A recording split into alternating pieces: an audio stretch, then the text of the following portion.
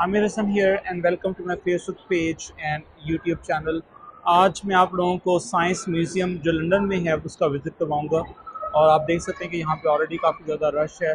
अब मैंने पहले भी अपनी वीडियोज़ में बताया था कि लंदन में जो म्यूज़ियम है मोस्टली वो फ्री हैं, एंट्री जो है वो फ्री होती है, बस आपको टिकट ऑनलाइन बुक करना होता है। तो ये जो आप देख सकते हैं सबसे पहले ये जो इंजन है ये बेसिकली स्टीम इंजन है, और आप ये समझ लें कि ये जो इंडस्ट्रियल रेवोल्यूशन हुई थी यूके के अंदर उसकी ये बैकबोन है। और आहिस्ता आहिस्ता फिर टेक्नोलॉजी जो है वो बेहतर होती गई, और आज हम जब जो भी मॉडर्न इक्विपमेंट देखते हैं वो बेसिकली इन्हीं इंजन्स को आगे इम्प्रूव करके और इन टेक्नोलॉजीज़ को इम्प्रूव करके बनाया गया। ये दूसरा इंजन है, ये भी स्टीम इंजन है बेसिकली, जो 18th सेंचुरी में इन्वेंट हुआ। और इसके बाद आपको पता है कि इंडस्ट्रियल रेवोल्यूशन स्टार्ट हुई और बहुत रैपिड प्रोग्रेस जो है वो आपको दुनिया में नज़र आती है। इसके बाद आप ये देख सकते हैं कि ये यहाँ पे बहुत बड़ा मिल इंजन जो है वो इन्होंने डिस्प्ले पे लगाया हुआ है। आप देख सकते हैं इसका साइज़। बेसिकली इस इंजन की मदद से डिफरेंट जो आप ये कह सकते हैं मशीनरी थी मिल्स के अंदर, यूके के अंदर, उसको पावर किया जाता था। और अगेन आप ये देख लें कि स्ट्रक्चर कितना पुराना है और उन्होंने कितने अच्छे तरीके से उसको प्रिजर्व किया हुआ है।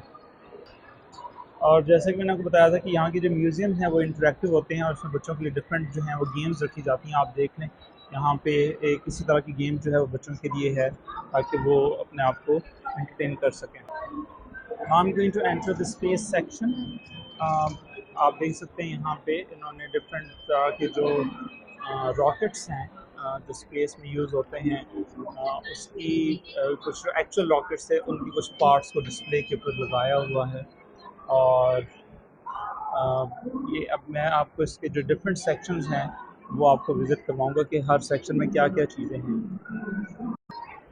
अब यहाँ पे ये बहुत इंटरेक्टिव जो है ये आपके सामने मॉडल है जिसमें डिफरेंट जो सेलेस्टियल ऑब्जेक्ट्स हैं जैसे कि अर्थ, मार्स, मून, या उनके जो डिफरेंट आप ये समझ लें स्पेस के अंदर बॉडीज़ हैं सोलर सिस्टम के अंदर स्पेसिफिकली, उनके इमेजेस लार्ज साइज में डिस्प्ले पे इन्होंने लगाए हुए हैं। और ये ऑब्वियसली अपनी जो शेप है इसकी चेंज होती रहती है, और साथ में बैकग्राउंड में जो भी ऑब्जेक्ट है जैसे फॉर एग्जांपल प्लैनेट मार्स है, ये जुपिटर है, ये भी आपके सामने एक मून है मार्स का, उसके बारे में डिस्कशन जो है वो की जा रही है।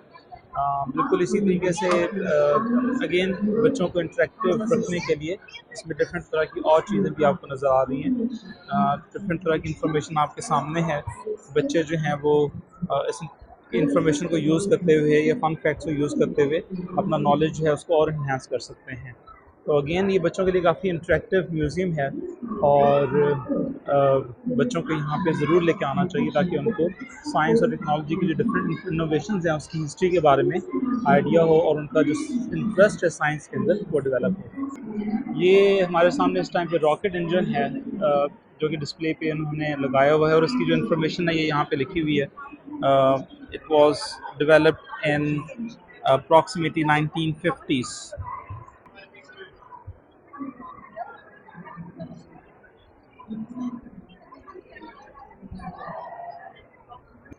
सो आप ये देख सकते हैं कि ये जो रॉकेट जब डिसेंड करता है वापस आता है तो ये रॉकेट के अंदर ये पार्ट है जिसको पैराशूट की हेल्प से वो नीचे लेके आते हैं, और इसका जो मटेरियल है वो इस तरीके से बनाया जाता है कि जब ये बहुत रैपिडली वापस आ रहा होता है ज़मीन की सरफेस के ऊपर, तो ऑब्वियसली बिकॉज ऑफ एटमॉस्फेयर बहुत ज़्यादा फ्रिक्शन होती है, बहुत ज़्यादा एनर्जी जनरेट हो सकती है।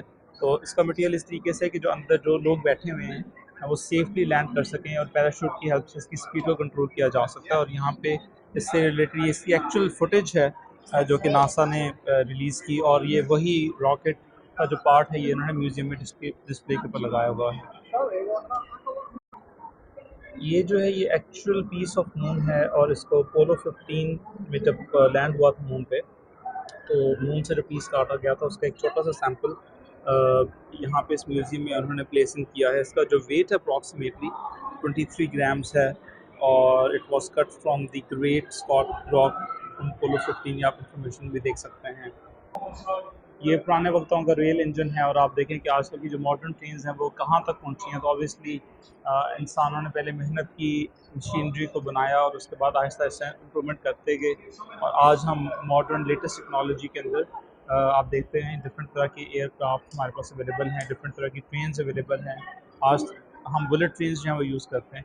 सो अगेन अगर आप मेहनत करते रहें बेसिकली तो और कंसिस्टेंटली मेहनत करते रहें तो आप लाइफ में अचीव कर सकते हैं। ये बेसिकली जो म्यूज़ियम है उसमें तमाम चीज़ें रखने का मकसद भी यही होता है कि इंसानों को पता चले, जो हमारी यंग जनरेशन है उसको पता चले कि चीज़ें किस तरह इवॉल्व हुई, चीज़ें किस तरीके से उनमें इनोवेशन आई और उसको हम आगे फर्दर किस तरह इम्प्रूव करते जा रहे हैं। और जैसे जैसे टाइम बढ़ता जाएगा ऑब्वियसली इस इन टेक्नोलॉजीज़ में और इम्प्रूवमेंट जो है वो भी आती जाएगी। और ये एक किस्म की आप ये समझ लें कि मॉडल है कि किस तरीके से जो मेन बड़े इंजन थे वो काम करते थे। आप देख सकते हैं कि लेफ़्ट साइड पे एक बड़ा मेन इंजन है और बेल्ट्स के थ्रू बाकी जो डिफरेंट तरह की मशीनरी है उसको चलाया जाता है। तो ये मिल्स में ये वाली मशीनरी जो है पुराने वक्तों में 18th सेंचुरी 19th सेंचुरी में इस तरह के जो इंजन थे उनको यूज़ किया जाता था मिल्स के अंदर। अगेन ये आपके सामने एक और 1868 का ये रेल इंजन है। इसको जो पुराना मैंने आपको इंजन दिखाया था उससे थोड़ा सा आप कह लें इम्प्रूव वर्जन है। और आप देख लें कि इन्होंने इस हिस्टोरिकल पीस को कितने अच्छे तरीके से मेंटेन करके इस म्यूज़ियम में रखा हुआ है। और आप ये देख लेंगे किस तरीके से इन्होंने एरोप्लेन और यहाँ पे जो कार्स हैं जिसको हम पाकिस्तान में डड्डू कार भी कहते हैं उसको उन्होंने स्टैक किया हुआ है। और आई डोंट नो कि इसको डड्डू कार क्यों कहते हैं, but it the name it is.